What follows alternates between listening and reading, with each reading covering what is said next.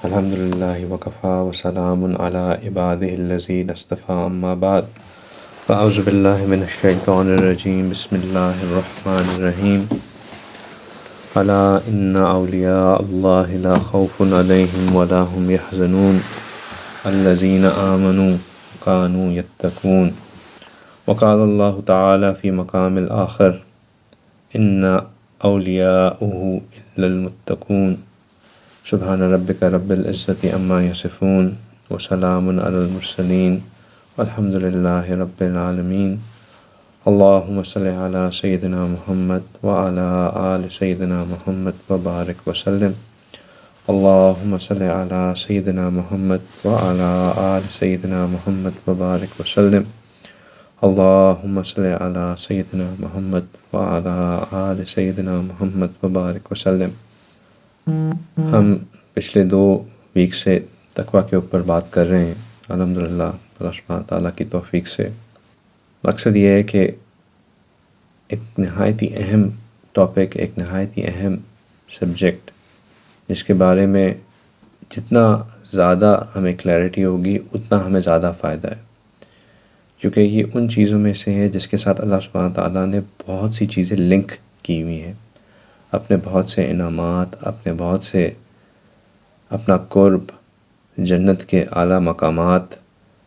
یہ بیسیکلی ایک ملٹی پلائر ہے. تقویٰ ایمان کے بعد ایک ایسی چیز ہے جس سے انسان آگے بڑھتا ہے. ایمان انٹری پوائنٹ ہے اور تقویٰ ایکسیلیٹر ہے. اگر بندے کے اندر تقویٰ، جتنا زیادہ تقویٰ ہوگا اتنا بندہ آگے جائے گا، آگے بڑھے گا. لہٰذا تقوی کو سمجھنا، تقوی کی اہمیت کے بارے میں کمپلیٹ کلیئرٹی ہونا اور تقوی اختیار کیسے کرنا ہے اس کو سمجھنا بہت اہم اور ضروری ہے، اور ان چیزوں کو سمجھ کے اس کو اپنی زندگی میں لے کے آنا اس کی اپنی اہمیت ہے. تو ان باتوں کو مد نظر رکھتے ہوئے پچھلے 2 ہفتے میں ہم نے پہلے بات کی کہ تقوی ہے کیا، پھر ہم نے بات کی کہ تقوی کے اثرات کیا ہوتے ہیں، تقوی سے حاصل کیا ہوتا ہے، ثمرات کیا ہوتے ہیں. اور آج تقوی کے ہی ٹاپک کے اوپر بات کرتے ہوئے میں کچھ مثالیں دے کے سمجھانا چاہتا ہوں کہ جن لوگوں نے تقوی اختیار کیا انہوں نے اپنی زندگی میں تقوی کو کس طرح وہ لے کے آئے، اور ان کی زندگیوں میں تقوی کیا تھا، وہ کس قدر اس بات کا اہتمام کرتے تھے کہ ان کی زندگی تقوی سے خالی نہ ہو. تو تقوی کے بارے میں جو ہم نے بات سمجھی وہ یہ تھی کہ تقوی در حقیقت اپنے اندر یہ معنی رکھتا ہے کہ انسان اپنے آپ کو ہر اس کام سے روکے جس سے اللہ سبحانہ تعالیٰ ناراض ہوتے ہیں، اور اس کام میں بڑھائے جس سے اللہ تعالیٰ کی رضا حاصل ہوتی ہے.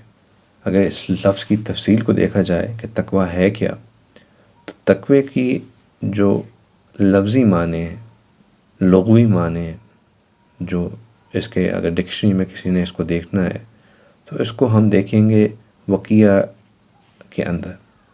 یہ جو ثلاثی مجرد میں اس کو جب دیکھا جائے گا تو یہ دیکھا جائے گا وقیہ کے اندر، وقیہ یقی واقعاً کے اندر یہ لفظ آتا ہے. اس کا جو مصدر ہے وہ ہے واقعاً. واقعاً کے معنی ہوتے ہیں بچنا اور حفاظت کرنا. واق کے معنی بھی بچانے کے ہیں، اور قرآن مجید میں اس لفظ کا استعمال بھی ہوا. اللہ سبحانہ تعالیٰ نے فرمایا فما لہم من واق، اور عرب لوگوں میں بھی یہ بات مشہور ہے کہ الواقعۃ خیر من العلاج، کہ اگر پرہیز کیا جائے تو وہ علاج سے زیادہ بہتر ہے. یعنی کہ اگر آپ کو اپنے آپ کو بچایا جائے تو وہ سب سے بہتر علاج ہے. سورہ فاتحہ کو بھی اسی لیے واقعہ کہتے ہیں کیونکہ وہ بچانے والی ہے. صحابہ اکرام رضی اللہ تعالیٰ اجمعین کے اوپر جب کوئی ایسا وقت آ جاتا تھا جہاں ان کو دشمن کا ڈر ہوتا تھا تو وہ کہتے تھے اتقینا برسول اللہ، کہ ہم جنگ کی شدت میں رسول اللہ صلی اللہ علیہ وسلم کی اوٹ میں آ کر اپنے آپ کو بچا لیا کرتے تھے. تو اس کے یہ وہ لفظ ہے جس کے لفظی معنی بھی بچنے کے ہیں، اور اس کے اصطلاحی معنی میں تو ہم نے بہت تفصیل دیکھ لی کہ اس کی تفصیل یہی تھی کہ اپنے آپ کو اللہ کی ناراضگی سے بچانا، اللہ کی ناراضگی سے بچانا. اور اللہ کی ناراضگی سے بچنے میں 2 چیزیں ہوتی ہیں. ایک تو بندہ وہ کام کم کرے جو اللہ نے جن کا حکم دیا ہے، اور وہ کام زیادہ کرے جن سے اللہ نے بچنے کا حکم دیا ہے۔ اور یہ انسان تب کرتا ہے جب انسان کو اپنی نفسانی لذات اور خواہشات کی سمجھ میں آ جاتی ہے۔ جب انسان اپنی نفسانی لذت اور خواہشات کے وہ چھوڑنا شروع کر دیتا ہے تو وہ ان چیزوں کو زیادہ کرتا ہے جن کا اللہ نے حکم دیا ہے، اور ان چیزوں کو کم کرتا ہے جس کا اللہ نے منع فرمایا ہے۔ اسی لیے فرمایا کہ ہر وہ چیز جو بندے کو اللہ سے دور کر دے، اس سے بچنے کا نام تقویٰ ہے۔ ہر وہ چیز جو انسان کو اللہ سے دور کر دے، اس کے بچنے کا نام تقویٰ ہے۔ تقویٰ جب انسان کی زندگی میں آ جاتا ہے تو یہ بات ہم پہلے کر چکے، کافی تفصیل میں کر چکے، لیکن بطور summary just as a recap, تاکہ ہمیں یہ بات اس کا مکمل استحضار ہو جائے۔ اس سے اللہ تعالیٰ بہت سی آسانیاں دیتے ہیں۔ میں صرف چند آیات کے ذریعے، کیونکہ اللہ سبحانہ تعالیٰ نے جب یہ بات قرآن میں کہہ دی تو پھر اس کے ہونے میں کوئی شک نہیں ہے۔ اور اگر ہم ان آیات کو اپنے ذہن میں بٹھا لیں تو جب ہمیں گناہ غالب آئے گا، یہ آیتیں ہمارے سامنے آتی جائیں گی اور ہمیں ایک ریمائنڈر کراتی جائیں گی کہ اللہ تعالیٰ کس چیز کے اوپر ایمفسائز کر رہے ہیں۔ ہم اپنی عام زندگی میں چیزوں کو کرتے ہوئے کہتے ہیں کہ let's do it on the safe side, let's be on the safe side. مثال کے طور پہ ہم گھر پہ مہمانوں کو بلایا ہوتا ہے یا ہم ہوسٹ ہوتے ہیں کسی پارٹی کے، تو ہم کہتے ہیں کہ مہمانوں کو تو 10 بلایا ہے لیکن 12 لوگوں کا کھانا کر دیتے ہیں، just to be on the safe side. ایسا نہ کہ 2 لوگ زیادہ آ جائیں تو کھانا کم پڑ جائے اور ہمیں شرمندگی ہو۔ فلائٹ 7 بجے کی ہوتی ہے، ہم کہتے ہیں just to be on the safe side, ہم 3 گھنٹے پہلے ہی ایئرپورٹ چلے جاتے ہیں کہیں ایسا نہ ہو رش زیادہ ہو اور ہم کاؤنٹر کلوز ہونے سے پہلے وہاں پہنچ نہ سکیں۔ تو اپنی عام زندگی میں ہم to be on the safe side کرنے کے لیے بہت سی چیزیں کرتے ہیں۔ آسان الفاظ میں اگر میں آپ کو بتاؤں کہ تقویٰ کیا ہے، تو تقویٰ to be on the safe side ہے کہ بندہ وہ چیزیں کرے کہ وہ اللہ سبحانہ تعالیٰ کے حکم کی خلاف ورزی کرنے کے قریب بھی نہ جائے۔ اپنے آپ کو ہر چیز میں اس طرح بچانا۔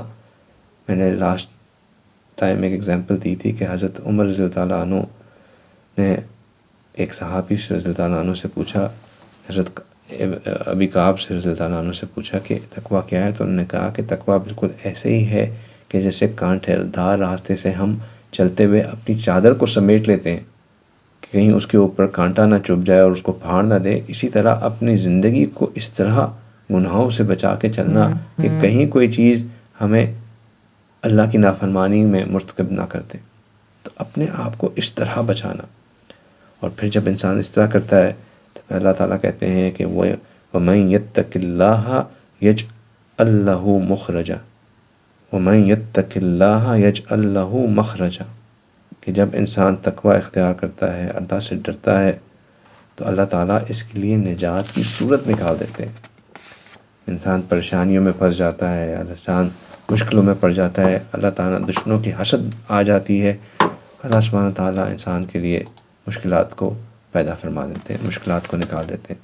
اللہ سبحانہ تعالیٰ کے وعدے سے زیادہ سچا وعدہ کوئی نہیں ہو سکتا۔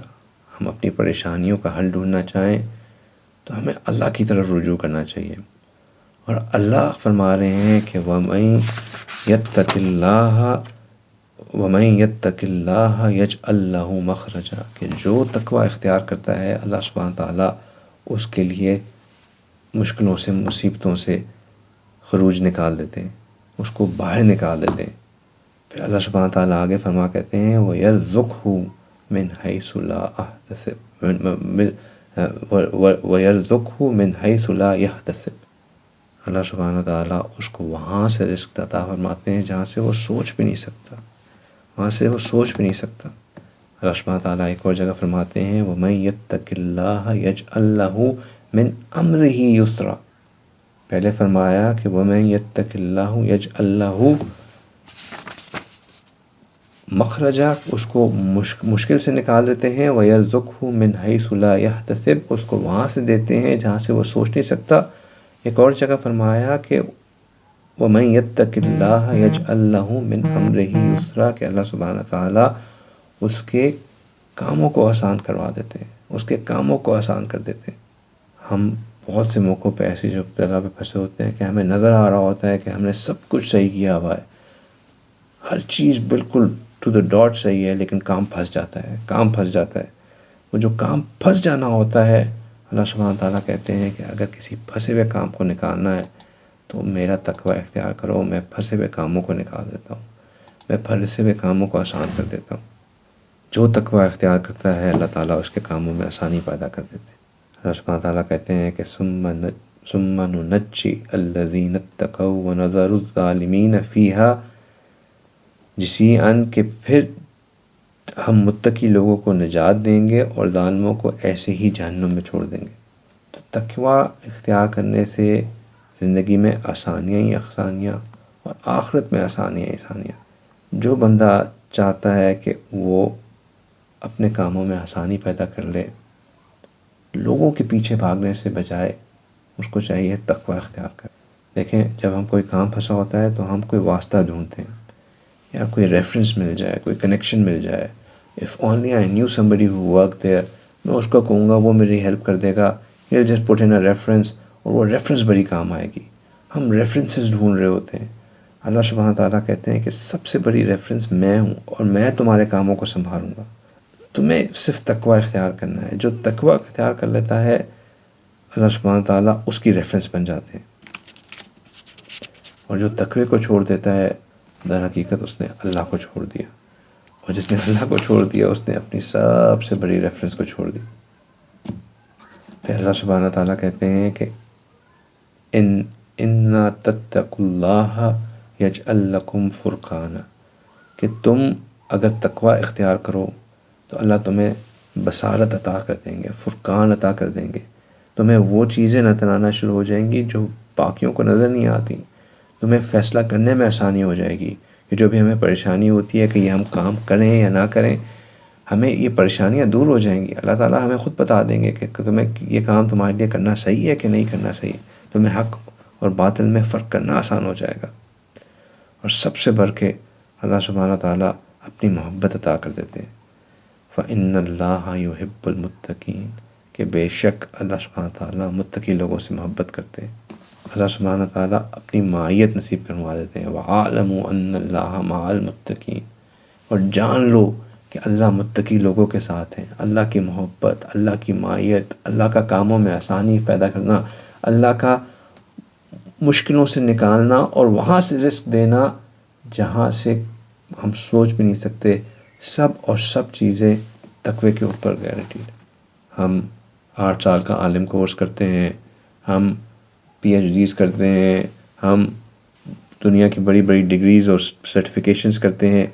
اللہ سبحانہ تعالیٰ کہتے ہیں اگر تم علم حاصل کرنا چاہتے ہو، علم صحیح حقیقت حاصل کرنا چاہتے ہو، اللہ سبحانہ تعالیٰ کہتے ہیں تقوی اختیار کرو۔ وَاتَّقُوا اللَّهَ وَيُعَلِّمُكُمُ اللَّهُ، کہ تم تقوی اختیار کرو، اللہ تمہیں علم سکھائے گا۔ کسی مدرسے میں جانے کی ضرورت نہیں، تمہیں کسی کوئی پی ایچ ڈی کرنے کی ضرورت نہیں، کوئی بڑی بڑی فلاسفیاں پڑھنے کی ضرورت نہیں۔ تقوی اختیار کرو، اللہ تمہیں علم سکھائے گا۔ ہاں، علم سکھانے کے لیے اللہ تبارک تعالیٰ جو اسباب مہیا کر دیں وہ الگ بات ہے، لیکن سب سے جو چیز اللہ سکھائیں اور جو چیز ہم خود اپنی کوششوں سے سیکھ لیں، اس میں زمین آسمان کا فرق ہے۔ اور سب سے بڑا فرق یہ ہے کہ اس علم پہ عمل کی توفیق مل جاتی ہے جو اللہ سکھاتے ہیں۔ اور اللہ کس طرح سکھاتے ہیں؟ اللہ کہتے ہیں وَاتَّقُوا اللَّهَ وَيُعَلِّمُكُمُ اللَّهُ، کہ تم تقوی اختیار کرو، اللہ تمہیں سکھائیں گے، اللہ تمہیں سکھائیں گے۔ اور یہی وجہ ہے کہ جو اللہ سے تقوی اختیار کرنے کے بعد علم حاصل ہوتا ہے، اس پہ جب بندہ عمل کرتا ہے تو اللہ سبحانہ تعالیٰ اس کے عمل کو قبول کرتے ہیں۔ انما یتقبل اللہ من المتقین، کہ بے شک اللہ تعالیٰ متقی لوگوں کے اعمال قبول کرتے ہیں۔ ہم عمل تو کرتے جائیں، لیکن اگر ہمارے اندر تقوی نہیں ہے تو اس کی کوئی گارنٹی نہیں ہے کہ وہ قبول بھی ہوگا کہ نہیں ہوگا۔ پھر بہت سے لوگ پریشان ہوتے ہیں کہ جی اس بندے نے ہمارے ساتھ یہ کر دیا، لوگوں کی حسد ہو گئی۔ ایک عام کامن پرابلم ہے کہ جی وہ اس نے میرے پہ اثر کر دیا، اس نے فلاں نے میری بیٹی پہ اثر کر دیا، بیٹی کا رشتہ رک گیا، میرے نوکری نہیں مل رہی، گھر میں یہ ہو رہا ہے، وہ پریشانی ہے۔ اس کا اثر ہے، اس کا اثر ہے، یہ آسیب ہے، وہ آسیب ہے، کس عالم کے پاس جاؤں، کس طرح جان چھڑاؤں، کس طرح کروں. یہ جو ہم عملیات والوں کے پیچھے پڑتے رہتے ہیں، اللہ سبحانہ تعالیٰ کہتے ہیں اس سے کوئی فائدہ نہیں. فائدہ ہوگا اگر تم میری پشت پناہی حاصل کرو. میری پشت پناہی حاصل کرو. میری پشت پناہی کیسے حاصل کرو؟ اللہ کہتے ہیں ان تصبرو، کہ تم صبر اختیار کرو. پھر کیا کرو؟ وتتقوا، اور تقوی اختیار کرو. لا یضرکم کیدہم شیئا، تو تمہیں ان کی مکاریاں کوئی ضرر نہیں پہنچائیں گی. دو کام کرو، صبر اختیار کرو اور تقوی اختیار کرو. پہلے صبر اختیار کرو، پھر تقوی اختیار کرو. پہلے صبر کا حکم کیوں دیا؟ کیونکہ ہم بے صبرے ہو جاتے ہیں. کوئی مشکل آتی ہے، ہم کہتے ہیں ہو پتہ نہیں کیا مسئلہ آ گیا، کیا آفت آ گئی، میرے پہ یہ آئے کیوں، آخر میں ہی کیوں نظر آتا ہوں، اللہ کی اتنی مخلوق ہے، میں ہی کیوں ہوں جس پہ یہ مصیبت آ جاتی ہے. ہم بے صبرے ہو جاتے ہیں. ہمیں صبر اختیار کرنا ہوتا ہے کہ اللہ نے مجھے اس مشکل میں ڈالا ہے، اللہ ہی مجھے اس مشکل سے نکالیں گے.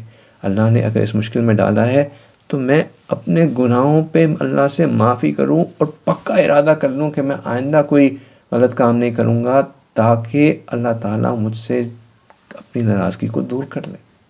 صبر کرو، صبر کرو، بے چین نہ ہو جاؤ. یہ مت سوچنے بیٹھ جاؤ کہ اب کیا ہوگا، میں ایسا کروں گا کیا، میرا بنے گا کیا. صبر اختیار کرو، صبر اختیار کرو. جب تم صبر کرو گے اور تم متقی ہوگے تو اللہ سبحانہ تعالیٰ کہتے ہیں کہ پھر دوسروں کا برا تمہیں کرنا کوئی بگاڑ نہیں سکے گا. دوسروں کا برا کرنا تمہیں کچھ نقصان نہیں پہنچا سکے گا. کتابوں میں ایک واقعہ لکھا ہے کہ دو دوست تھے. ایک کو کہہ دیجئے کہ اس کا نام اچھا تھا، اور دوسرے کا نام جو ہے وہ بگڑا تھا. اچھا جو تھا وہ ہر وقت اچھائی کرتا تھا، اور جو بگڑا تھا وہ ہر وقت کوئی نہ کوئی شرارتی کرتا رہتا تھا، کوئی نہ کوئی نقصان ہی پہنچاتا رہتا تھا. اب دونوں بچپن کے دوست تھے، لیکن چلتا ایسے ہی رہتا تھا کہ اچھے کی طرف سے اچھائی اور بگڑے کی طرف سے کوئی نہ کوئی نقصان. تو ایک دفعہ ایسا ہوا کہ اچھا جو تھا وہ کہیں جا رہا تھا، اس کو تھکن ہوئی تو وہ ایک ٹیلے کے نیچے، یعنی کہ ایک مٹی کا ایک پہاڑ بنا ہوا تھا، اس کے نیچے وہ آرام کے لیے بیٹھ گیا. تو جب وہاں آرام کے لیے بیٹھا تو وہاں پہ اس کو دو پرندے آپس میں بیٹھے ہوئے نظر آئے، اور وہ آپس میں بات چیت کر رہے تھے. اللہ سبحانہ تعالیٰ نے اس کو پرندوں کی بولی کی معرفت دے دی اس کچھ لمحوں کے لیے. تو اس نے سنا کہ وہ پرندے یہ کہہ رہے ہیں کہ آج کل بادشاہ کی بیٹی بہت بیمار ہے، اور یہ جو ساتھ میں درخت ہے اس کی جڑی بوٹی سے اگر علاج کیا جائے تو بادشاہ کی بیٹی کا علاج ہو جائے گا. دوسرے پرندے نے کہا کہ اچھا میں بھی تم کو ایک خبر سناؤں. اس نے کہا سناؤ. اس نے کہا کہ یہ جو ٹیلا ہے اس کے نیچے ایک بہت بڑا خزانہ چھپا ہوا ہے. اس بندے نے یہ دونوں باتیں سن لی. اب اس کو یہ اس نے پتہ کروایا کہ بھئی واقعی کیا بادشاہ کی بیٹی بیمار ہے؟ تو پتہ چلا ہاں بادشاہ کی بیٹی تو بیمار ہے. تو اس نے کہا کہ اچھا میں جاتا ہوں بادشاہ کو اور کہتا ہوں کہ میں آپ کی بیٹی کا علاج کر دوں گا. وہ گیا اور اس نے بادشاہ کو کہا کہ مجھے آپ کی بیٹی کے علاج کا طریقہ آتا ہے، آپ مجھے موقع دیں. بادشاہ ڈیسپریٹ تھا، بہت بڑے بڑے طبیب علاج کر رہے تھے اور علاج نہیں ہو رہا تھا. تو اس نے جب آفر کی تو بادشاہ مان گیا کہ اچھا تم علاج کر دو. تو جب اس نے علاج کیا انہی جڑی بوٹیوں کے ساتھ تو بیٹی ٹھیک ہو گئی. اب بادشاہ بہت خوش ہوا اور اس نے اس کو بہت انعامات دیے. تو جب بگڑے کو پتہ چلا کہ بھئی یہ میرے دوست جو ہے اس کو اتنے انعامات ملے، تو اس نے کہا کہ یہ تمہیں کیسے ملے اتنے انعامات؟ تو اس نے کہا کہ بھئی اس طرح میں نے بادشاہ کی بیٹی کا علاج کیا تھا، وہ ٹھیک ہو گئی تو بادشاہ نے مجھے انعام دیا. اس نے کہا اچھا اگر تمہارا بادشاہ اتنا ہی اچھا دوست بن گیا تو میرے ساتھ بھی کوئی بھلا کر دو. وہ اچھا تھا، اس نے بادشاہ سے بات کی تو بادشاہ نے اس کو بھی اپنے دربار میں ایک عہدہ دے دیا. اب یہ بھی جو ہے وہ پیلس کے اندر متعین ہو گیا اور وہاں پہ اس کی جاب لگ گئی. اب چونکہ تھا یہ بگڑا تو اس نے کچھ عرصے بعد کہنا شروع کر دیا کہ جی وہ آپ نے علاج کروا لیا شہزادی کا، اس کے ساتھ میں تو اس کو بچپن سے جانتا ہوں، اس کو تو الف بے بھی نہیں آتی ہے علاج کی، آپ نے اپنی بیٹی کو اتنا بڑا رسک کیسے لے لیا؟ بادشاہ نے کہا کہ واقعی ایسا ہے تو میں تحقیق کرواتا ہوں. اس نے تحقیق کروایا تو اس نے کہا کہ جو اچھا تھا اس نے کہا کہ جی ایک لوگوں نے کہا کہ ہاں جی اچھے کو تو نہیں پتہ علاج کا، تو بادشاہ نے کہا کہ میں اس کو سزا دوں گا۔ اب جب اچھا بادشاہ کے سامنے آیا تو اس نے کہا کہ بادشاہ سلامت، میں ہوں بہت بڑا علاج معالج ہوں اور میں کافی عرصے سے علاج کرتا ہوں، میں لوگوں کے سامنے اپنی حقیقت نہیں بیان کرتا تاکہ کسی کی نظر نہ لگ جائے، ورنہ مجھے تو علاج کرنے کی وجہ سے بہت سے انعامات ملے ہوئے ہیں، آپ وہ فلاں ٹیلے پہ جائیں اور اس کے نیچے دیکھیں میرا سارے انعامات وہاں مدفون ہیں۔ تو بادشاہ نے جب وہ ٹیلے کو ہٹایا تو اس کے نیچے سے بہت بڑا خزانہ نکل آیا، تو بادشاہ کنونس ہو گیا کہ واقعی یہ تو بہت ویل آف قسم کا بندہ ہے اور بس اپنے آپ کو لوگوں سے چھپا کے رکھتا ہے، اس لیے ایسا تھا۔ تو اس نے کہا کہ بس اب تم لوگوں کی فکر نہ کرو، میں اپنی بیٹی کی شادی تم سے کر دیتا ہوں، تم تو ہو ہی ویل آف، تو تم اس کی فکر نہ کرو، بس اب تم میری بیٹی سے شادی کر لو۔ اس کی شادی ہو گئی۔ اب جب بگڑے کو خبر ملی کہ اس کی شادی ہو گئی تو اس نے اس سے پوچھا کہ یہ تم نے کیسے ہوا؟ اس نے کہا کہ آپ کی بھلائی سے ہو گیا، آپ نے میرا بھلا کیا اور بادشاہ کو شکایت لگائی تو دیکھیں میرے ساتھ اللہ نے یہ معاملہ کر دیا۔ تو یہ کہانی کتابوں میں اس لیے لکھی ہے کہ بندہ جو تقوی والا ہوتا ہے، جو خود اچھا ہوتا ہے، اللہ سبحانہ تعالیٰ اس کو ضائع نہیں ہونے دیتے، دوسروں کے مکروں سے بچا لیتے، اللہ تعالیٰ دوسروں کے مکر و فریب میں اس کو نہیں آنے دیتے۔ اللہ سبحانہ تعالیٰ کہتے ہیں ان تصبروا وتتقوا، کہ تم صبر اختیار کرو اور تقوی اختیار کرو، وتتقوا لا یضرکم کیدہم شیئا، اور تمہیں ان کے مکر میں سے کچھ بھی تمہیں نقصان نہیں پہنچا سکے گا۔ لوگوں کے ڈر سے اللہ کی نافرمانی کرنا چھوڑ دیں، لوگوں کے ڈر سے اللہ کی نافرمانی کرنا چھوڑ دیں۔ اللہ کو ناراض کر کے، خالق کو ناراض کر کے مخلوق کو خوش کرنے میں کوئی سمجھداری نہیں ہے۔ ہمیں مالک کو خوش کرنا ہے، خالق کو خوش کرنا ہے، مخلوق کو نہیں خوش کرنا۔ ہم سب اس سلوک کی راہ پہ چل رہے ہیں، ہمارا ایم یہ ہے کہ جی ہم اس پہ آگے بڑھیں، اللہ سبحانہ تعالیٰ کی ولایت کا درجہ حاصل کریں، ولایت کبریٰ حاصل کریں۔ لیکن اللہ سبحانہ تعالیٰ کہتے ہیں کہ اگر ولی بننا ہے، ولایت حاصل کرنی ہے، تو اس کا ایک سمپل سا کرائٹیریا ہے۔ کرائٹیریا کیا ہے؟ اِنَّ أَوْلِيَاءَهُ إِلَّا الْمُتَّقِينَ، کہ اللہ کے ولی وہی ہوتے ہیں جو متقی ہوتے ہیں۔ اِنَّ أَوْلِيَاءَهُ إِلَّا الْمُتَّقُونَ، اللہ کے ولی وہی ہوتے ہیں جو متقی ہوتے ہیں۔ کسی کے نام کے ساتھ شیخ کا ٹائٹل لگ جانے سے وہ ولی نہیں بن جاتا، کسی کو پیر کہہ لینے سے وہ ولی نہیں بن جاتا، کسی کے ساتھ مولانا لگ جانے سے وہ ولی نہیں بن جاتا۔ ولی اللہ کا وہ ہوتا ہے جو تقوی اختیار کرتا ہے۔ ہم اس سلوک کی راہ پہ اس لیے چلتے ہیں کہ ہمارے اندر تقوی آئے، ہم اس لیے نہیں چلتے کہ ہمارے ساتھ کوئی ٹائٹل لگ جائے۔ ہمارا مقصد اپنے اندر تقوی کو لے کے آنا ہے۔ اگر ہمارے اندر تقوی نہیں آ رہا تو ہم کچھ غلط کر رہے ہیں۔ اگر ہمارے اندر اللہ کی محبت میں اللہ کے کیے ہوئے کاموں کو کرنے کا شوق نہیں پیدا ہو رہا تو ہم کچھ غلط کر رہے ہیں۔ اگر ہمارے اندر اللہ کی ناراضگی کے ڈر سے اللہ کی حکم کی خلاف ورزی کرنے کا ڈر نہیں آ رہا تو ہم کچھ غلط کر رہے ہیں۔ ہمیں اس کے بارے میں سوچنا ہوگا۔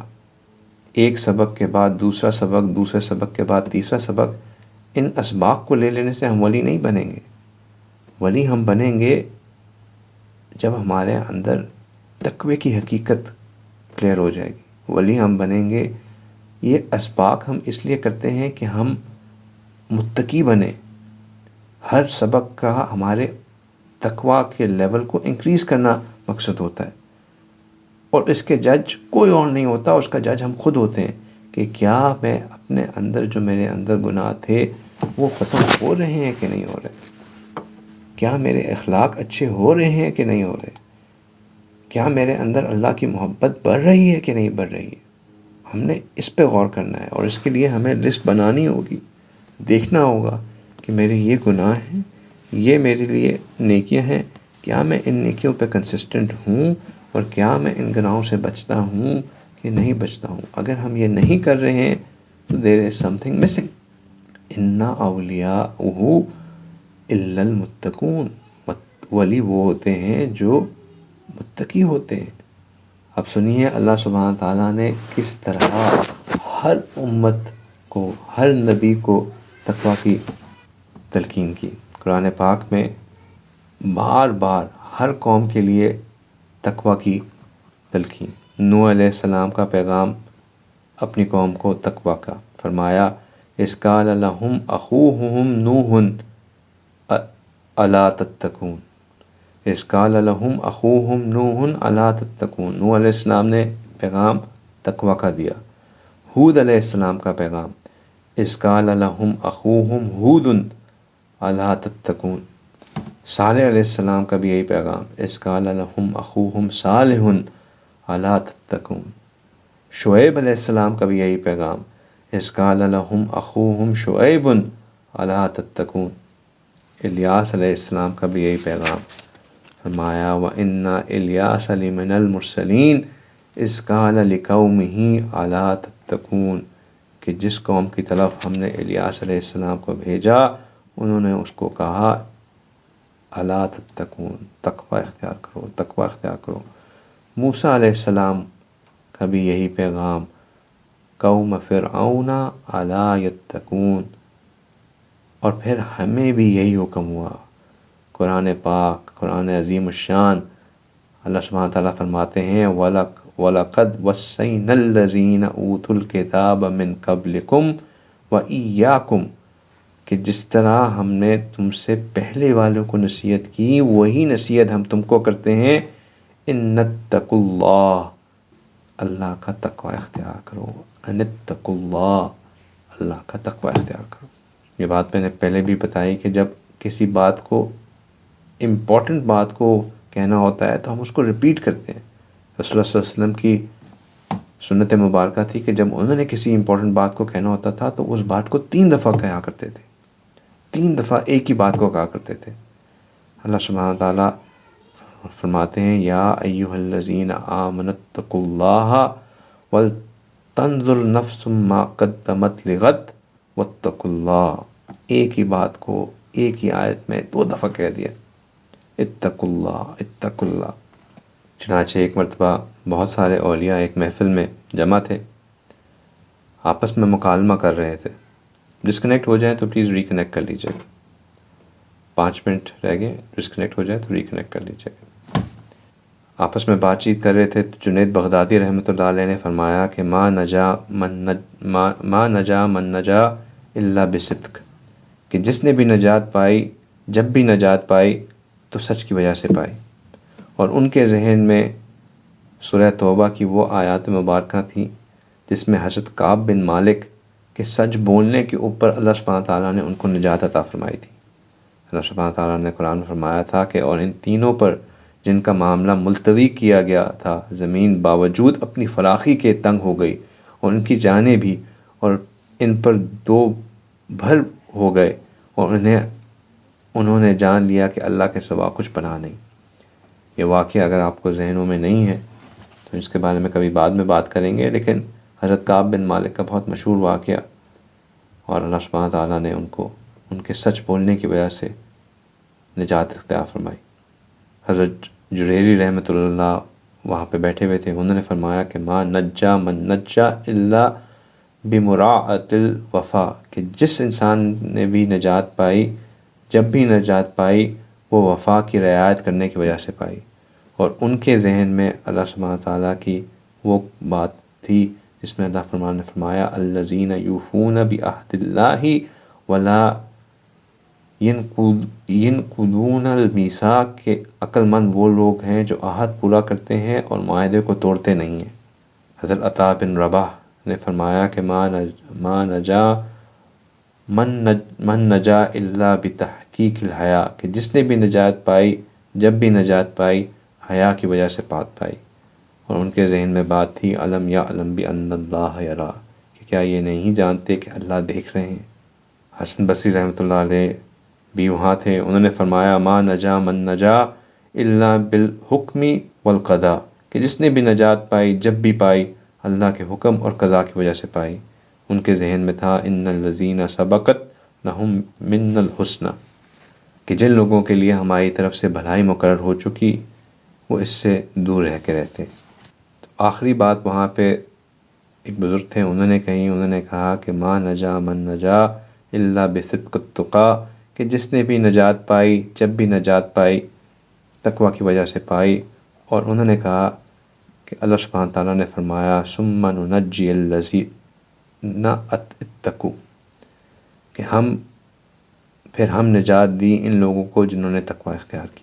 اللہ سبحانہ تعالیٰ نے جب نجات کا ذکر کیا قرآن میں تو کہا کہ ثم ننجی الذین اتقوا، کہ جب ہم نے نجات دی ان لوگوں کو نجات دی جنہوں نے تقوی اختیار کیا.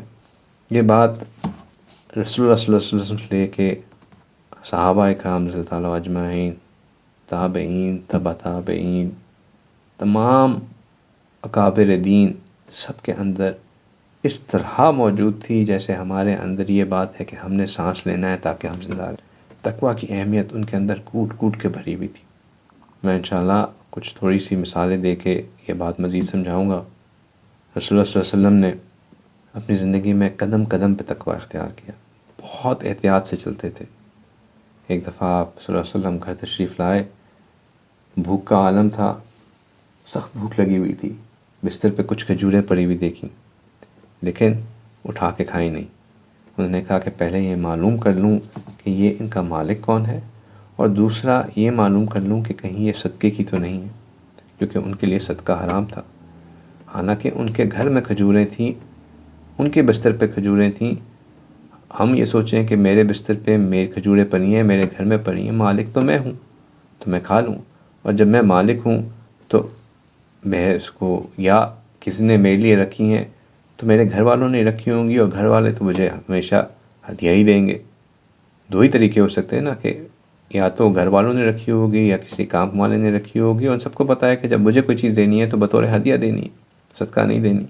لیکن احتیاط کا تقاضا یہ تھا کہ جب تک بات کی تحقیق نہ کر لی کھجور نہ کھائے. احتیاط احتیاط. حضرت ابوبکر صدیق رضی اللہ عنہ عنہ وہ اپنی ذات میں تقوی کی مثال خود تھے. ایک دفعہ بہت بھوک لگی ہوئی تھی، غلام نے کھجور دی کہ یہ کھا لیجئے، کھا لی. پھر بعد میں پوچھا کہ تمہیں یہ کھجور ملی کہاں سے؟ تو اس نے کہا کہ ایک زمانہ جاہلیت میں جو ہے وہ جھاڑ پھوڑ کا کام کرتا تھا. جھاڑ پھونک کا کام یعنی کہ سیدنا ابوبکر صدیق رضی اللہ تعالیٰ عنہ نے اپنے غلام سے پوچھا کہ یہ تمہیں کھجور ملا کہاں سے تھا؟ تو اس نے کہا کہ میں زمانہ جاہلیت میں جو ہے وہ لوگوں کے اوپر دم کیا کرتا تھا، تو ان لوگوں کے اوپر میرا کچھ احسان تھا. میں ابھی ان کے پاس سے گزر رہا تھا، ان کے ہاں کوئی شادی وغیرہ تھی تو انہوں نے مجھے کھانا دے دیا، اور اس کھانے میں سے یہ کھجوریں بچ گئی تھیں تو میں نے آپ کو دے دیا. تو جب سیدنا ابوبکر صدیق نے یہ سنا تو انہوں نے انگلی ڈال کے جو کچھ کھایا تھا اس کو الٹی کی. پھر لگا کہ شاید ابھی بھی اس پیٹ سے سب کچھ نہیں نکلا، تو بہت سا پانی پیا، اور جب پانی سے بالکل بھر گئے تو پھر انگلی ڈالی تاکہ پیٹ میں جو کچھ ہے وہ صاف ہو جائے، تاکہ یہ جو غلط کام کرنے کی وجہ سے جو اب دوبارہ انعام ملا اس میں جو شبہ پیدا ہو رہا تھا کہ کہیں غلط گمانہ ہو جائے وہ بھی میرے بدن میں نہ جائے. یہ ان کا تقویٰ تھا. سیدنا عمر رضی اللہ تعالیٰ عنہ کے بارے میں تو ہم بہت سی باتیں پڑھتے ہیں. ایک ان کا مشہور واقعہ ہے کہ جب وہ خلیفہ وقت تھے تو ان کی جو ہے مال غنیمت میں خوشبو آئی. تو ان کی بیوی نے کہا کہ خواتین میں خوشبو تقسیم کرنی ہے تو آپ میرے ذمہ لگا دیں، میں جو ہے خوشبو تقسیم کر لوں گی. تو انہوں نے ان کو منع کر دیا کہ بیت المال کی خوشبو کو آپ نہیں تقسیم کریں گی. تو انہوں نے کہا کہ میں نے تو تقسیم ہی کرنی ہے، میں نے کون سے گھر پہ لے کے آنی ہے. انہوں نے کہا کہ نہیں، تقسیم کرتے ہوئے وہ خوشبو کو آپ سونگیں گی، اور اس خوشبو کو سونگنے سے بھی خوشبو سے فائدہ اٹھانا حاصل ہو جائے گا. تو بیت المال کے مال سے ہم کوئی فائدہ نہیں اٹھا سکتے حتیٰ کہ اس خوشبو کو سونگنا بھی ہمارے لیے درست نہیں. تو یہ ان کی احتیاط و تقویٰ تھی. اس کے بعد حضرت عمر بن عبدالعزیز رحمۃ اللہ علیہ جب خلیفہ وقت بنے تو ایک جگہ اسی طرح خوشبو تقسیم ہو رہی تھی، تو انہوں نے کہا کہ میں خود کھڑے ہو کے سپروائز کرواتا ہوں کہ تاکہ خوشبو جو حقدار لوگ ہیں ان کو ملے۔ تو لوگوں نے دیکھا کہ وہ وہاں کھڑے ہوئے ہیں اور اپنی ناک بند کی ہوئی ہے۔ تو کسی نے کہا کہ آپ ناک بند کر کے کیوں کھڑے ہوئے ہیں، تو خوشبو بٹ رہی ہے۔ انہوں نے کہا کہ کہیں یہ خوشبو میرے ناک پہ نہ چلی جائے اور کہیں میں اس سے ناجائز فائدہ نہ اٹھا لوں، میرے لیے اس کی خوشبو سے بچنا، اس خوشبو کو سونگھنا بھی میرے لیے جائز نہیں۔ تو اس قدر تقویٰ اختیار کرتے تھے۔ ہمارے سلسلے میں اگر ہم اپنے سلسلے کو دیکھیں تو آپ صلی اللہ علیہ وسلم کے بعد حضرت سلمان فارسی رضی اللہ تعالیٰ عنہ کے بعد حضرت آپ صلی اللہ علیہ وسلم کے بعد حضرت ابو بکر صدیق رضی اللہ تعالیٰ عنہ، حضرت ابو بکر صدیق رضی اللہ تعالیٰ عنہ کے بعد حضرت سلمان فارسی رضی اللہ تعالیٰ عنہ، اور حضرت سلمان فارسی رضی اللہ تعالیٰ عنہ کے بعد حضرت قاسم بن محمد بن ابو بکر صدیق رضی اللہ تعالیٰ عنہ سلسلے میں آتے ہیں۔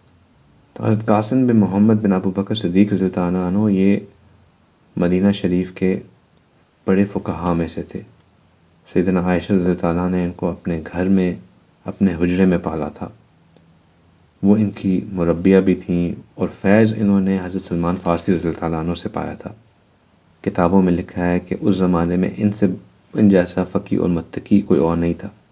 ان کی حالات زندگی میں لکھا ہے کہ جس زمانے میں یہ مدینہ شریف میں رہتے تھے وہاں پہ ایک اور بڑے بزرگ بھی تھے جن کا نام تھا سالم بن عبداللہ رحمۃ اللہ علیہ، اور وہ ان کے خالہ زاد بھائی بھی تھے، لیکن علم میں ان کا مقام زیادہ تھا، یعنی کہ حضرت قاسم بن محمد کا مقام حضرت سالم بن عبداللہ سے زیادہ تھا۔ ایک دفعہ ایک دیہاتی شہر آیا اور اس نے کہا کہ ان سے پوچھا کہ آپ بڑے عالم ہیں یا سالم بن عبداللہ بڑے عالم ہیں؟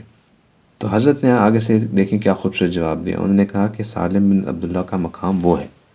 انہوں نے اس دیہاتی کو سالم بن عبداللہ کے مقام کی طرف اشارہ کر دیا کہ وہ وہاں رہتے ہیں۔ اگر وہ یہ جواب دیتے کہ میں ان سے بڑا عالم ہوں تو جو ہے وہ سیلف پریز ہو جاتا، عجب میں آ جاتی ہے بات، اور اگر وہ یہ کہتے کہ نہیں وہ بڑے عالم ہیں تو غلط بیانی ہو جاتی۔ تو انہوں نے بات کو ایسے پھیرا کہ نہ عجب ہو نہ غلط بیانی ہو اور بات کا جواب بھی مل جائے۔ تو انہوں نے کہہ دیا کہ سالم بن محمد اور سالم بن عبداللہ جو ہیں وہ وہاں رہتے ہیں۔ تو دیکھیں کس طرح انہوں نے معاملے کو خوبصورتی سے سمیٹ لیا کہ بات کہنے میں بھی احتیاط، کہ کوئی ایسی بات نہ منہ سے نکل آئے جس میں غلط بیانی ہو جائے، جھوٹ تو دور کی بات۔ حضرت عائشہ رضی اللہ تعالیٰ عنہ بہت متقی خاتون تھیں، بہت متقی خاتون تھیں۔ ان کے بارے میں مشہور ہے کہ وہ بہت زیادہ خرچ کر دیتی تھیں، جو ملتا تھا خرچ کر دیتی تھیں، حتیٰ کہ ایک دفعہ روزے سے تھیں، 20,000 کے قریب درہم کہیں سے ملے، مدینہ کی بیواؤں کو اور یتیموں کو بلایا اور سب خرچ کر دیے۔ کچھ دیر بعد ان کی خادمہ آئی، کہنے لگی کہ آپ روزے سے تھیں، گھر میں افطاری کے لیے کچھ نہیں ہے، کچھ مجھے دے دیتی میں آپ کے لیے افطاری کا بندوبست کر دیتی۔ کہنے لگی کہ آپ مجھے پہلے بتا دیتی، مجھے تو یاد ہی نہیں تھا کہ ہمارے لیے کچھ نہیں ہے۔ تو جب خرچ کرنے پہ آتی تھی تو بہت فراخ دلی تھے، ہر چیز اللہ کی راہ میں خرچ کر دیتی تھی۔ تو ان کی بہن کے بیٹے عبداللہ بن زبیر رضی اللہ تعالیٰ عنہ ان کو یہ کہتے تھے کہ یہ جو ہے بہت زیادہ خرچ کر دیتی ہیں۔ تو جب انہوں نے یہ بات سنی کہ عبداللہ میرے بارے میں ایسا کہتا ہے، تو انہوں نے کہا کہ میں اب قسم کھاتی ہوں کہ میں عبداللہ بن زبیر سے آئندہ بات ہی نہیں کروں گی۔ تو جب انہوں نے یہ عبداللہ بن زبیر رضی اللہ تعالیٰ عنہ نے یہ بات سنی تو بہت روئے، آخر ان کی خالہ تھیں، ان کے ماں کے برابر تھیں، امہات المومنین کا درجہ الگ، ان کی تو اور بھی ان سے بہت رشتے تھے۔ تو وہ بہت روئے، بہت سماجت کی، معافی مانگی، تو خیر وہ مان گئی، لیکن اب کیونکہ قسم کھا لی تھی تو قسم کا کفارہ بھی دینا تھا، 10 بندوں کو کھانا کھلانا تھا یا ایک غلام کو آزاد کرنا تھا۔ لیکن حضرت عائشہ رضی اللہ تعالیٰ عنہ کے دل میں اس بات کا اتنا ڈر تھا کہ انہوں نے قسم کو کھا کے توڑ دیا۔ انہوں نے 1 نہیں 2 نہیں 3 نہیں 4 نہیں 5 نہیں 50 غلاموں کو آزاد کیا، اور ہر غلام کو آزاد کرتے ہوئے روتی ہیں کہ میں نے کیوں قسم کھا لی کہ اب مجھے توڑنی پڑ گئی، اور اللہ نے تو قسم توڑنے سے منع فرمایا ہے۔ تو کفارہ دیا، اور اتنا کفارہ دے دیا کہ کہیں ان کی پکڑ نہ ہو جائے۔ سیدنا فاطمہ الزہرا رضی اللہ تعالیٰ عنہ ان کا تقویٰ دیکھیے، وہ خاتون جنت ان سے کسی نے پوچھا کہ یہ بتائیں کہ سب سے بہتر خاتون کون ہوتی ہے، تو جواب دیا کہ وہ جو کہ نہ خود غیر محرم کو دیکھے اور نہ کوئی غیر محرم اس کو دیکھے۔ چنانچہ جب ان کی وفات کا وقت آیا تو انہوں نے وصیت فرمائی کہ جب میری روح نکل جائے تو میرا جنازہ رات کو اٹھانا، اور فرمایا کہ کھجور کی ٹہنیاں لے کر میری چارپائی کے اوپر ڈال دینا تاکہ کسی غیر محرم مرد کو میری جسامت کا بھی نہ پتہ چل سکے کہ میرے جسم ہے، پتلا ہے، موٹا ہے، لمبا ہے، چھوٹا ہے، یہ بھی آئیڈیا نہ ہو سکے۔ یہ ان کا تقویٰ تھا۔ ازواج مطہرات امہات المومنین رضی اللہ تعالیٰ عنہا اجمعین کے بارے میں لکھا ہے کہ ان کی عادت تھی کہ جب وہ گھر کے صحن میں بیٹھتی تو دیوار کی طرف رخ کر کے بیٹھتی۔ دیوار کی طرف رخ ہوتا کہ ایسا نہ ہو کہ دروازہ کھلے اور کسی کا غلطی سے ہمارے چہرے کے اوپر بھی نظر پڑ جائے۔ دیوار کی طرف رخ ہوتا تاکہ بیک سائڈ دروازے کی طرف ہو، غلطی سے بھی کسی کا ہمارے اوپر چہرہ نہ پڑے۔ تو یہ وہ لوگ تھے جنہوں نے تقوی کی حد سے زیادہ احتیاط کی، حد سے زیادہ احتیاط کی کہ کہیں ایسا نہ ہو کہ ہم سے کچھ کام غلط ہو جائے اور ہمارے غلط کام کی وجہ سے اللہ ہم سے ناراض ہو جائے۔ امام ابو حنیفہ رحمۃ اللہ علیہ کے واقعات سنیے۔ ایک مرتبہ انہوں نے ایک باندی کو خریدنے کا ارادہ کیا۔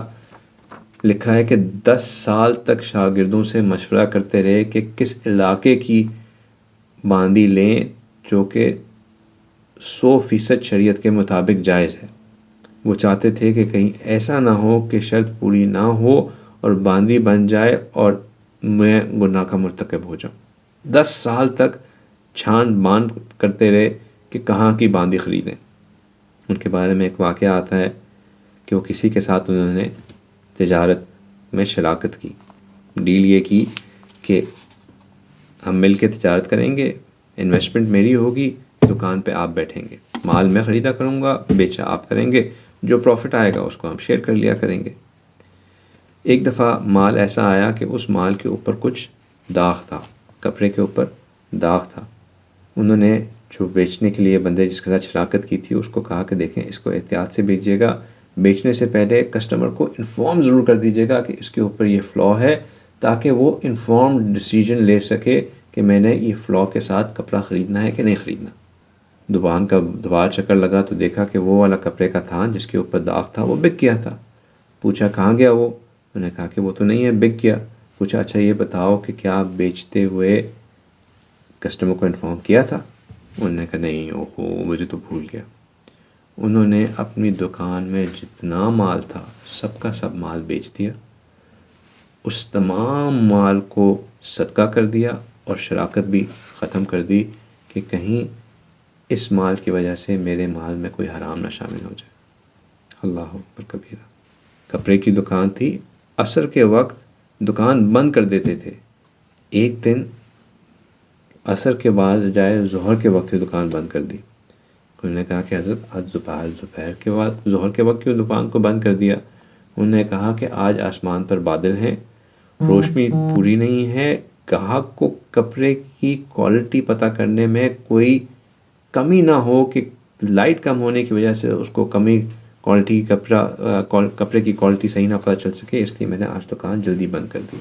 تو یہ ہوتا ہے تقویٰ کہ اس قدر ڈر۔ ایک بندی آپ کے پاس آئی اور کہا کہ میرے پاس یہ کپڑا ہے، میں آپ کو بیچنا چاہتی ہوں۔ انہوں نے کہا کہ اچھا کتنے کا بیچو گی؟ اس نے کہا 100 درہم کا۔ فرمانے لگے نہیں، یہ کپڑا کم کا بیچ رہی ہیں، یہ 100 درہم سے زیادہ کا ہے۔ وہ بڑی حیران ہوئی۔ اس نے کہا اچھا پھر کتنے کا ہے؟ انہوں نے کہا کہ آپ 200 کا لے لیں۔ اس نے کہا نہیں، یہ 200 سے بھی زیادہ کا ہے، میں اس کام میں کرتا ہوں، میں خریدار ہوں، مجھے پتہ ہے کہ چیز کتنے کی ہوتی ہے، یہ آپ کم کا بیچ رہی ہیں، اس کی قیمت اس سے زیادہ ہے۔ انہوں نے کہا اچھا پھر کتنے کا ہوگا؟ انہوں نے کہا اچھا آپ کو 300 کو لے لیں۔ اس نے کہا کہ نہیں، یہ 300 کا بھی نہیں ہے، تم جاؤ اپنے گھر سے کسی مرد کو لے کے آؤ۔ گھر کے مرد کو لے کے آئی، امام صاحب نے اس کپڑے کو 100 نہیں، 200 نہیں، 300 نہیں، 500 درہم کا خریدا کہ یہ کپڑا اس قیمت کا ہے، اور یہ بھی کہا کہ آئندہ احتیاط سے بیچا کرو۔ حالانکہ کتنا آرام سے اس سے 100 درہم کا لے لیتے، اور بالکل جائز بھی ہوتا کیونکہ وہ بیچ ہی 100 کر رہی تھی۔ لیکن تقویٰ کہ مجھ سے کوئی کام ایسا نہ ہو جائے کہ کچھ غلط ہو جائے۔ عبداللہ بن مبارک رحمۃ اللہ علیہ فرماتے ہیں کہ ایک مرتبہ کچھ بکریاں تھیں جو کسی نے لوٹیں تو وہ کوفہ کی بکریوں میں شامل ہو گئیں۔ لوٹی ہوئی بکریاں، چوری کی ہوئی بکریاں عام بکریوں میں شامل ہو گئیں، خلط ملط ہو گئیں۔ یہ پتہ نہیں چلتا تھا کہ چوری ہوئی بکری کون سی ہے اور عام بکری کون سی ہے۔ امام صاحب نے پتہ کروایا کہ ایک بکری کی زندگی میکسیمم کتنی ہوتی ہے۔ لوگوں نے بتایا کہ بکری زیادہ سے زیادہ 7 سال تک جیتی ہے۔ امام صاحب نے 7 سال تک بکری کا گوشت چھوڑ دیا کہ کہیں ایسا نہ ہو کہ وہ چوری کی ہوئی بکری میرے پاس آ جائے اور مجھے کھانی پڑے۔ اللہ اکبر کبیرہ۔ یزید بن ہارون یہ روایت کرتے ہیں کہ وہ آپ کے شاگرد تھے اور ایک دن ان کے ساتھ کہیں گئے تو امام صاحب دھوپ میں کھڑے ہوئے تھے۔ فرمایا کہ حضرت دوپہر کا وقت ہے، سخت دھوپ ہے، پسینے چھوٹ رہے ہیں، یہ دیوار ہے، اس کا سایہ ہے، اس دیوار کے سائے میں آ جائیں۔ فرمایا کہ نہیں، میں اس دیوار کے سائے میں نہیں آ سکتا، اس لیے کہ اس مالک مکان کو میں نے قرض دیا ہوا تھا، آج اس نے وہ قرض لوٹانے کا وعدہ کیا ہے، میں لینے آیا ہوں، ایسا نہ ہو کہ میں اس کے مکان کی دیوار کے سائے میں کھڑا ہوں تو اس کا مکان کے سائے میں کھڑے ہونے میرے لیے اس کو دیے ہوئے قرض سے فائدہ اٹھا کر سود لینا نہ ہو جائے، میں نہیں کھڑا ہوں۔ اور ہم کسی کو قرض دیتے ہیں تو ہم تو اپنا برتھ رائٹ سمجھتے ہیں کہ جی میں نے اس کو قرض دیا ہوا ہے، اس نے میرے لیے یہ کام کر لیا تو اس میں کون سی بڑی بات ہے۔ تو یوں احتیاط کرتے تھے۔ ابو حنیفہ کے شاگرد خاص امام ابو یوسف رحمۃ اللہ علیہ، وہ بھی اپنے وقت کے بہت بڑے قاضی بنے، چیف جسٹس بنے۔ موت کا وقت آیا تو رو رہے تھے۔ شاگردوں نے پوچھا حضرت کیوں رو رہے ہیں؟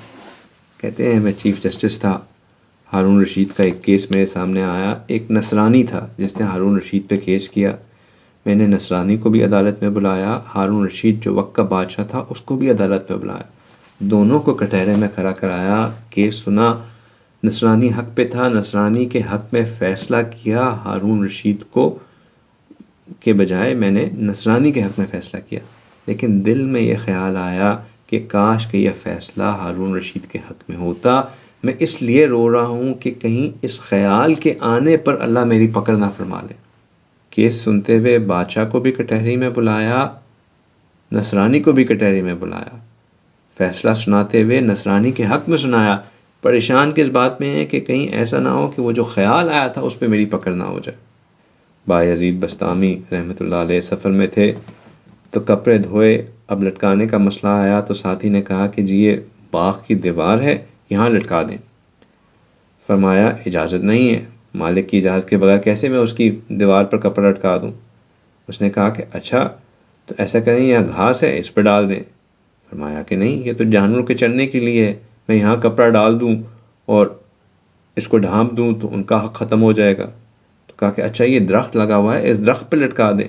فرمایا کہ ہاں ایسا کر سکتے ہیں، لیکن ایسا کرنا کہ کسی چھوٹی ٹہنی پہ نہ لٹکانا، بڑی شاخ پہ لٹکانا تاکہ وہ ٹوٹ نہ جائے، چھوٹی شاخ جو ہے کہیں کپڑے کے وزن سے ٹوٹ جائے تو یہ بھی مسئلہ ہو جائے گا، بڑی شاخ پہ لٹکانا تاکہ کہیں درخت کو نقصان نہ پہنچ جائے۔ تو یہ چھوٹی چھوٹی چھوٹی چیزوں کا ہمارے اکابر احتیاط کرتے تھے اور پھر اس احتیاط کی وجہ سے ان کو اللہ تعالیٰ کی طرف سے فائدہ پہنچتا تھا۔ اور بھی بہت سے واقعات ہیں، ایک کے بعد دوسرا ایک کے بعد دوسرا۔ حضرت تھانوی رحمۃ اللہ علیہ ہمارے قریب کے وقت کا ایک مشہور واقعہ۔ حضرت تھانوی رحمۃ اللہ علیہ ایک جگہ سفر کر رہے تھے تو کسی نے ان کو کچھ سامان دیا کہ آپ یہ ساتھ لے جائیں، تو انہوں نے کہا کہ بھائی یہ سامان جو ہے یہ تو جو ویٹ لمٹ ہے اس سے زیادہ ہے، میں نہیں لے کے جاؤں گا۔ تو اس نے کہا کہ دیکھیں یہ جو سفر پہ جا رہے ہیں اس کا جو گارڈ ہے وہ گارڈ میرا جاننے والا ہے، میں اس سے بات کر لوں گا، کوئی مسئلہ نہیں ہوگا، آپ اس کو لے جائیں۔ انہوں نے کہا کہ نہیں میں نے اس سے آگے جانا ہے۔ تو اس نے کہا کہ سر آپ اس کا بھی مسئلہ نہیں کریں، جہاں پہ میری ڈیوٹی ختم ہوتی ہے اس کے جو آگے جہاں جو گارڈ جس ڈیوٹی پہ آئے گا وہ بھی میرا جاننے والا ہے، میں اس کو کہہ دوں گا، وہ بھی الاؤ کر دے گا۔ اس نے کہا کہ نہیں مجھے اس سے بھی آگے جانا ہے۔ انہوں نے کہا کہ جس اسٹیشن پہ آپ جانا چاہ رہے ہیں جو لائن ہے وہ گارڈ اس اسٹیشن کے اس لائن کے آخری اسٹیشن تک جائے گا، آپ کیوں فکر کرتے ہیں، آپ اس کو لے جائیں۔ انہوں نے کہا کہ نہیں میرے بھائی، مجھے اس سے بھی آگے جانا ہے، مجھے تو روز محشر اللہ کے سامنے جانا ہے، وہاں تم اگر ذمہ داری لے لو کہ تم وہاں پہ بھی مجھے بچا لو گے تو پھر میں لے جاتا ہوں، لیکن وہاں کی تم ذمہ داری نہیں لے سکتے تو میں کیسے لے جاؤں اس کو۔ واقعات تو بہت ہیں، لیکن جس چیز کی ضرورت ہے وہ یہ ہے کہ ہم اپنا محاسبہ کریں کہ ہم اپنی زندگیوں کو کس طرح گزار رہے ہیں۔ یہ سارے حضرات تو اپنی زندگیوں میں تقوی کو اپنا کے آگے گزر گئے، ہم اس کے مقابلے میں کیا کر رہے ہیں؟ ہماری زندگی میں کتنا احتیاط ہے، ہماری زندگیوں میں کتنی زیادہ فکر ہے کہ کیا ہم واقعی جس چیز سے اللہ نے ہمیں روکا ہے رک رہے ہیں، اور جس چیز کا اللہ نے حکم دیا ہے اس کو ہم کر رہے ہیں یا نہیں۔ ہم کتنا زیادہ اپنے آپ کو مشتبہ چیزوں سے، جن چیزوں میں شک ہے، جن چیزوں میں ڈاؤٹ ہے، ان سے بچا رہے ہیں کہ نہیں۔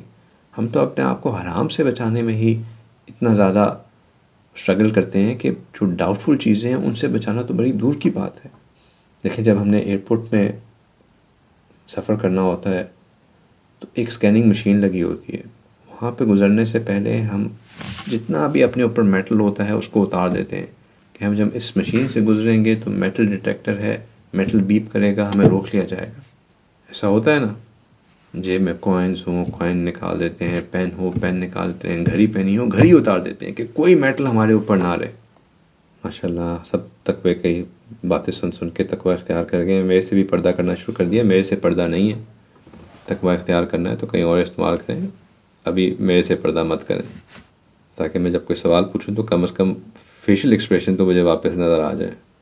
تو اللہ سبحانہ تعالیٰ کہتے ہیں کہ روز محشر جب ہم اللہ کے سامنے ہوں گے تو وہاں بھی ایک سکیننگ مشین ہوگی جو دل کو سکین کرے گی اور یہ دیکھے گی کہ اس دل پہ گناہوں کے کیا اثرات ہیں، کتنے بندوں کے دل دکھائے، کب اپنی بیوی کو رلایا، کب اپنے بچوں کو بلا وجہ ڈانٹا، کب کسی دوسرے کا حق کھایا، کب کسی کو تکبر کی نظر سے دیکھا، کب کسی کے ساتھ اونچا غلط بات کر دی۔ یہ سب کے سب چیزیں سکین ہوں گی۔ اللہ سبحانہ تعالیٰ کہتے ہیں کہ اس دن ان لوگوں سے کہا جائے گا وَقِفُوهُمْ إِنَّهُمْ مَسْئَلُونَ، ان کو روک لو، ان سے سوال ہونا ہے، ان کو روک لو، ابھی تو ان کا سوال ہونا ہے۔ یہ کہاں جا رہے ہیں؟ یہ طالب علم صاحب جو ہیں ماشاءاللہ آج 5ویں سال 6ٹھے سال دوسرے سال پہلے سال کے طالب علم ہیں، بڑا بڑا علم پڑھتے ہیں، یہ مولانا صاحب جو کرتے ہیں، ان سے رکھو ان کو، ان سے میں نے پوچھنا ہے کہ یہ تنہائیوں میں کیا کرتے ہیں، یہ اپنے سیل فون کے اوپر کیا کرتے ہیں، کس کو میسج کرتے ہیں، کون سی ویب سائٹس وزٹ کرتے ہیں، کہاں پہ ٹائم گزارتے ہیں، کس کو ہیلو ہائی کرتے ہیں، کس کو اسمائلے بھیجتے ہیں، کس کو ہارٹس بھیجتے ہیں، کس کو I miss you I love you کے میسیجز بھیجتے ہیں۔ وَقِفُوهُمْ إِنَّهُمْ مَسْئَلُونَ، ان کو روک لو۔ یہ جو صوفی صاحب ہیں خود تو بڑے صوفی بنتے ہیں، سر پہ ٹوپی ہوتی ہے، ہاتھ میں تسبیح ہوتی ہے، اور اپنی بیگم کی جان عذاب کی ہوئی ہے، گھر کے اندر ایک پریشانی پھیلائی ہوئی ہے، اوپر میاں تسبیح اور اندر سے میاں کسبی، اوپر سے سبحان اللہ اندر سے کالی بلا۔ کہ جو دو رنگی ہے نا، اس دو رنگی سے ہم نے بچنا ہے۔ وَقِفُوهُمْ، روک لو ان کو، إِنَّهُمْ مَسْئَلُونَ، ان سے ہم نے ٹرائل ہونا ہے، ان کی تفتیش کرنی ہے۔ آپ صلی اللہ علیہ وسلم نے فرمایا مَن نُوقِشَ فِی الْحِسَابِ فَقَدْ عُذِّبَ، کہ جس سے حساب لے لیا گیا بس سمجھ لو کہ اس کو عذاب ہو گیا، جس سے حساب لے لیا گیا بس سمجھ لو اس کو عذاب ہو گیا۔ آج ٹائم ہے، ہم اپنا محاسبہ کر سکتے ہیں، ہم اپنا محاسبہ کر سکتے ہیں، ہم دیکھ سکتے ہیں، رات کو سونے سے پہلے سوچیں میں نے کیا کیا۔ رات کو مت گزاریں فون کے اوپر، رات کو سوچیں کہ میں نے کیا کیا، میں نے کہاں وقت گزارا، پھر اللہ سے معافی مانگیں، اور پھر جن لوگوں کا دل دکھایا ان سے معافی مانگیں، توبہ کر کے سوئیں، لوگوں کو معاف کر کے سوئیں۔ میں پھر وہی بات کہوں گا، ہم ولی بننے نکلے ہیں، اللہ سبحانہ تعالیٰ کہتے ہیں ایسے نہیں ولی بنو گے۔ ولی بننے کا ایک بہت سمپل کلیئر کٹ کرائٹیریا ہے، اس کرائٹیریا کو پورا کرو پھر تم ولی بنو گے۔ یہ تھوڑی ہے کہ تم بس یہ چاہو کہ میں ولی بن جاؤں اور اس کے بعد کسی سے بیعت کر لی اور طریقے پہ چلنا شروع ہو گئے تو ولایت حاصل ہوگی، ایسا نہیں ہے۔ ولی بننے کے لیے تقوی اختیار کرو، یہ بیعت کرنا، یہ کسی کی صحبت میں آنا، اس کا مقصد یہی ہے کہ ہم اپنے اندر تقوی پیدا کریں، ان اولیاءہ الا المتقون، ولی وہی ہے جو متقی ہے۔ ابراہیم آدم رحمۃ اللہ علیہ فرماتے ہیں کہ میں بیت المقدس گیا، وہاں پہ میں نے دو فرشتوں کو دیکھا، آپس میں گفتگو کر رہے تھے۔ ایک فرشتے نے پوچھا یہ کون ہے؟ اس نے کہا کہ یہ ابراہیم ادم ہے، اور اللہ نے اس کا ایک درجہ گھٹا دیا ہے۔ اس نے پوچھا کیوں گھٹا دیا ہے؟ کہنے لگے اس نے بصرہ سے کھجوریں خریدی تھیں اور دکاندار کی ایک کھجور نیچے گر گئی تھی اور اس نے اپنی سمجھ کے اٹھا لی اور کھا لی، تو اس کی ولایت کا ایک درجہ کم کر دیا گیا۔ فرماتے ہیں مجھے یہ واقعہ یاد آ گیا، اگلا دن آیا، کھجوریں خریدیں اور اس دکاندار کو کھجوریں واپس کیں، پھر بیت المقدس میں ساری رات عبادت کی۔ دو فرشتے نظر آئے اور گفتگو کر رہے تھے، ایک نے دوسرے سے کہا کھجور واپس کرنے کی وجہ سے اللہ نے ولایت کا درجہ بحال فرما دیا۔ تو میرے بھائیوں، کسی دوسرے کی ایک کھجور کھا لینے سے ولایت کا درجہ کم ہو جاتا ہے؟ ہم تو اپنے حالات کو دیکھیں، ہم نے تو ایسا ہے کہ جیسے شیطان نے ہماری رسی پکڑی ہوئی ہے اور ہمیں ایک ایک کر کے وہ ہم سے غلط کام کرا رہا ہے۔ ابھی وقت ہے، ہم ان چیزوں کو صحیح کر سکتے ہیں۔ یہ وقت گزر گیا، سوال کا شروع ہو گیا، تو پھر ہمیں بچانے والا کوئی نہیں ہے۔ تقوی اختیار کرنا ہے، تقوی اختیار کرنا ہے، اور وہ اسباب لینے ہیں جس سے انسان کی زندگی میں تقوی آتا ہے۔ اللہ تعالیٰ ہمیں اپنے ان بندوں میں شامل فرمائے جو اللہ کا ڈر رکھتے ہیں، اللہ کا خوف رکھتے ہیں، احتیاط کرتے ہیں، محتاط رہتے ہیں۔ یہ اللہ کا فضل ہے کہ اللہ تعالیٰ نے ہمارے گناہوں کی ستاری کی ہوئی ہے، ورنہ اگر اللہ تعالیٰ ہماری ستاری نہ فرماتے تو شاید ہماری طرف کوئی دیکھنا بھی پسند نہ کرتا۔ اللہ تعالیٰ ہمارے گناہوں کی ستاری فرماتے ہوئے ہمیں سچی پکی توبہ کرنے کی توفیق عطا فرمائے، اور ہمارے دلوں میں اپنی محبت کو کوٹ کوٹ کے بھر دے، تاکہ ہم اللہ کی محبت کی وجہ سے اللہ کے حکموں کی پاسداری کریں اور اللہ کی نافرمانی سے بچیں۔ وآخر دعوانا ان الحمد للہ رب العالمین۔